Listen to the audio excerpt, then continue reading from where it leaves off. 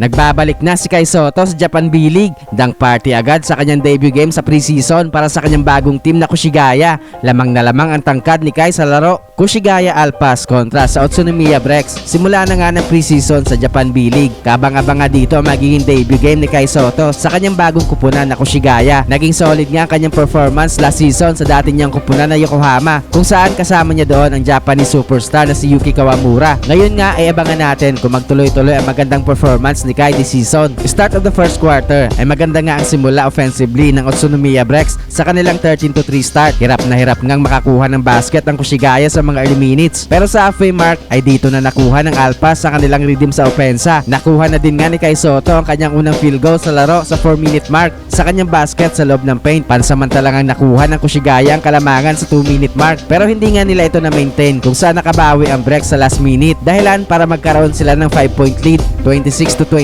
end of first quarter. Second quarter ay although napapasok na nga ng Kushigaya ang kanilang mga tira, ay biglang to make over ang import ng Brex na si Newbill, kung saan umiscore ito ng 19 points this quarter. Kasama dyan ang kanyang apat na sunod na 3-point shot sa halfway mark. Biglang lobo nga ang lamang ng Brex sa 15 points, 54-39 end of first half. Third quarter ay patuloy ang paglobo ng kalamangan ng Brex, kung saan patuloy ang kanilang mainit na shooting sa labas. Take over naman sa opensa ng Kushigaya si Kai Sotto na umiscore ng 7 points this quarter.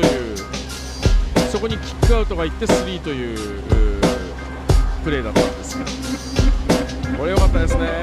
松山バックもありましたし、カイソット選手の高さ、なんといってもカイソット選手は本当以外に出場した12人全員が得点を決めました。 Umabot na sa 22 points ang lamang ng Brex, 80-58 end of third frame. Fourth quarter ay na-maintain ng Brex ang kanilang malaking kalamangan sa Alpas. Hindi na nga nagkaroon pa ng big time run ng Kushigaya para makabalik sila sa laro. Umiscore pa si Kai Sotto ng 4 points sa kanyang dalawang slam dunk. 10対0のランなので追い上げる、第4クォーターを思うんですが、これはいいの。これが今シーズン越谷できますからね。上に見に行っていただければと思います。そしてこれは星川粘っての